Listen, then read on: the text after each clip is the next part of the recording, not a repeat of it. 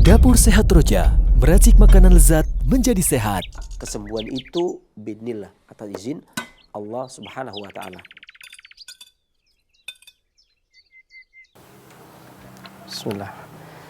Bismillahirrahmanirrahim. Assalamualaikum warahmatullahi wabarakatuh. Alhamdulillah wassalatu wassalamu ala Rasulillah wa ala alihi wa sahbihi wa mawala amma ba'd. Kaum muslimin rahimani wa rahimakumullah, kembali kita bertemu di Dapur Sehat Roja untuk yang kesekian kalinya, dan kita panjatkan segala puji syukur kita kepada Allah Subhanahu wa taala yang telah melimpahkan kurnia-Nya kepada kita, memberikan kita kesempatan, kesehatan sehingga kita dipertemukan kembali. Salat serta salam semoga selalu senantiasa Allah curahkan kepada junjungan kita Nabi besar Muhammad SAW, kepada para keluarganya, para sahabatnya, dan seluruh pengikutnya yang senantiasa istiqomah di dalam menapakan sunnahnya hingga di yaumul qiyamah. Dan adapun kemudian daripada itu, kebanyakan dewasa ini, orang-orang dewasa ya di abad ini banyak sekali yang menderita gangguan tentang persendian. Entah itu dikarenakan asam urat, rematik, encok, ya, yang serupa dengan nyeri sendi, ya, ini banyak sekali terjangkit pada orang-orang tua, ya.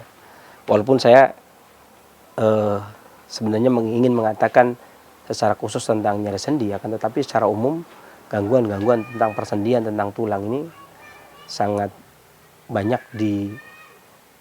dikenai atau banyak yang terjangkit adalah orang-orang yang berusia sudah tua. Akan tetapi sayangnya sekarang anak-anak remaja pun sudah demikian. Dalam ilmu kesehatan klasik yang disebut dengan gangguan nyeri, ya, di persendian ini sebenarnya sindromnya, penyebabnya ini banyak sekali, ya. Dan sebagaimana kita ketahui bersama bahwasanya sendi yang ada 360 persendian di tubuh kita. Kemudian tubuh kita juga memiliki 524 tulang, ya. Ini masing-masing itu membutuhkan pelembab atau membutuhkan sumsum. Dan kebutuhan tersebut tercukupi manakala kita mengkonsumsi makanan-makanan yang bisa digunakan masuk ke dalam tubuh menjadi rutubah dan menjadi esensi, kemudian mengisi persendian kita atau melembabkan persendian kita, ya. Dan beberapa hal yang menyebabkan gagalnya asupan makanan kemudian bisa masuk menjadi masalah di sendi, beberapa hal, ya, diantaranya adalah tidak tercernanya makanan. Makanya disebutkan oleh Imam Ibnu Qayyim al-Jauziyah dalam Miftah Daris Sa'adah bahwasanya manakala kita tidur di awal waktu, ya, maka sekitar jam 9 makanan menetap di perut. Ketika makanan menetap di perut kemudian dicerna oleh kolbu, oleh panah, haroroh kolbu masuk ke dalam maidah atau perut besar, kemudian dia akan cerna. Setelah dicerna kemudian ditransmisi menjadi saripati makanan. Ada darah, ada cairan hitam, ada cairan kuning, ya. Kemudian ada balgam, ada reak. Dari darah ini kemudian di malam hari ini kemudian masuk ke kilyah, kemudian menjadi sumsum, kemudian masuk ke persendian. 360 sendi ini baru mendapatkan pasokan sumsum di waktu sekitar habis subuh sampai waktu duha selesai, ya, sampai waktu duha selesai. Jadi hendaklah merupakan nasihat klasik seseorang yang sering terkena gangguan nyeri sendi atau terkena gangguan nyeri di tulang belulang, maka hendaknya dia tidak tidur di waktu duha.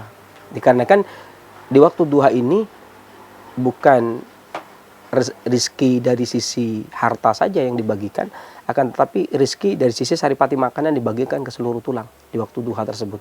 360 persendian itu membutuhkan sumsum, ya. Ketika kita di waktu duha tidur, maka banyak sekali sumsum yang tidak banyak sekali sendi yang tidak mendapatkan sumsum. Ini bisa menyebabkan seseorang menjadi nyeri sendi. Maka termasuk nasihat atau tip saya yang pertama adalah jangan tidur di waktu duha, karena hal ini akan menyebabkan sumsum tidak masuk ke seluruh persendian ataupun tulang belulang.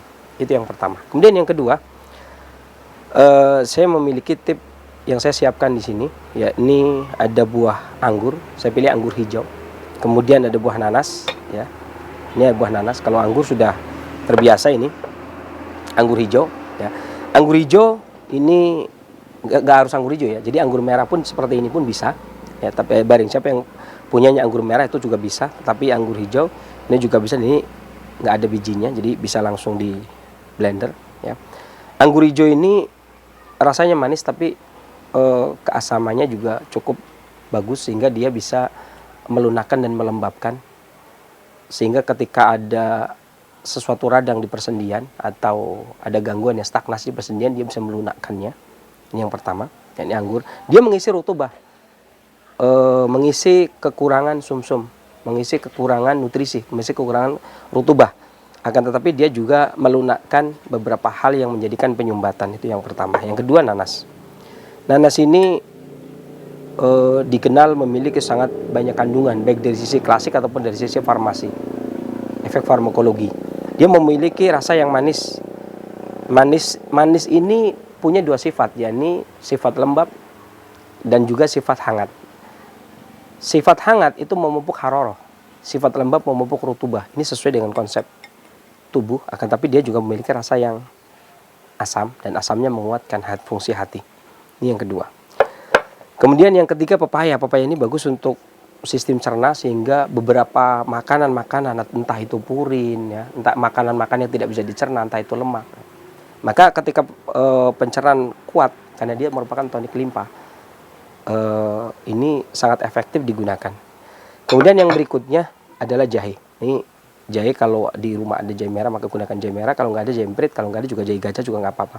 Kita gunakan jahe merah 1 jempol atau sekitar 15 gram, 7-15 gram. Ya.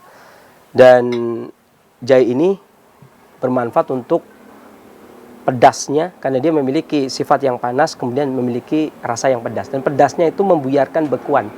Jadi biasanya di persendian ketika ada rasa nyeri itu berarti adanya timbunan. Nah, timbunan itu ketika dia pedas itu membuyarkan, sementara asam itu melunakkan. Ya. Dan manisnya, ini pepaya digunakan untuk menghilangkan rasa nyeri sebenarnya. Manisnya pepaya itu menghilangkan rasa nyeri. Dan airnya saya gunakan air jeruk seperti biasa. Saya gunakan air jeruk. Nanti kalau butuh tambahan air, kalau para pemirsa itu membutuhkan air, tidak suka, maka bisa menggunakan air putih, ya. Tapi biasanya kalau saya ngejus di rumah itu saya lebih suka pakai air jeruk, karena rasanya itu lebih enak, lebih nikmat. Jadi orang bikin jus di blender, ya, bikin blender itu biasanya buahnya itu kadang-kadang rasanya kurang nyaman, karena biasanya masalahnya di air. Karena air kan sifatnya rasanya manis, tapi dia sifatnya netral. Tapi kalau menggunakan air jeruk itu biasanya lebih nikmat, ya. Di samping jeruk juga kaya akan nutrisi, ya. Baik, kita mulai. Kita masukkan anggur terlebih dahulu. Ini dikonsumsi itu bisa 2 kali sehari. Ya, ini mengkonsumsi jus ini yang paling bagus adalah di pagi hari setelah makan tentunya. Kemudian sekitar jam 8. Kemudian yang kedua itu sebelum makan siang, ya. Sebelum makan siang itu sekitar jam 11-an. Itu mengkonsumsi jus yang paling bagus, ada 2 waktu tersebut, ya. Kemudian saya biasa menggunakan air jeruk, ya. Saya bisa menggunakan air jeruk. Ini jangan terlalu, tapi bagi yang suka air putih maka jeruknya tidak usah terlalu banyak. Kita ambil 1,5 saja cukup. Kalau kurang maka kita bisa tambahkan air.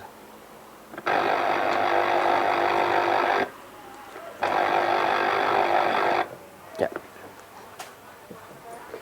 nggak usah terlalu banyak, cukup segini. Insya Allah cukup.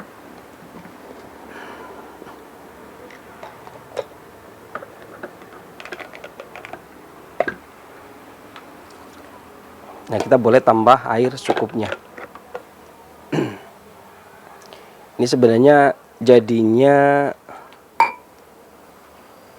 1 gelas lebih. Ini bisa tapi kalau ngejus itu usahakan minum selagi segar. Hancurkan dulu.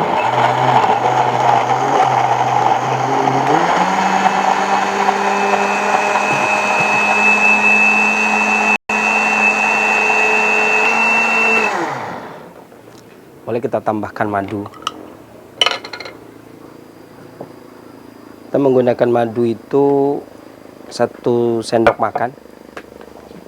Tapi karena ini, kalau 1 gelas itu sekitar 1 sendok makan, tapi dikarenakan ini itu lebih dari 1 gelas, maka kita gunakan 1 sendok makan. Jadi 1 sendok setengah.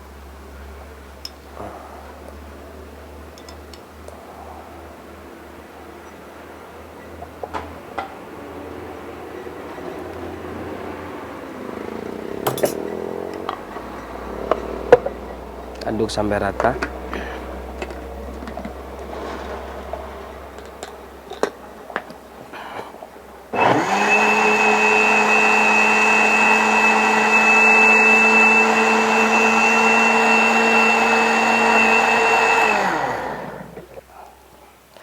Ini sebenarnya biasanya kita tidak menggunakan cuma untuk nyeri sendi, tapi bisa digunakan untuk gangguan masuk angin, kemudian meningkatkan stamina pria, kemudian juga menajamkan pandangan mata, kemudian digunakan juga untuk mencegah penyakit kanker gitu.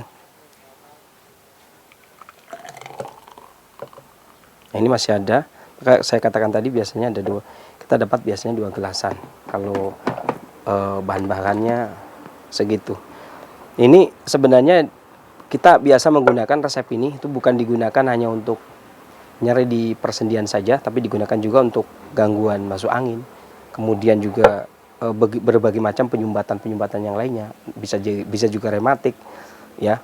Kemudian mengatasi gangguan perut, nyeri perut biasanya, itu juga bisa menggunakan ini karena pedasnya juga membiarkan penyumbatan. Dan resep anggur ginger atau anggur jahe ini biasa digunakan untuk mengatasi gangguan nyeri sendi termasuk encok dan rematik.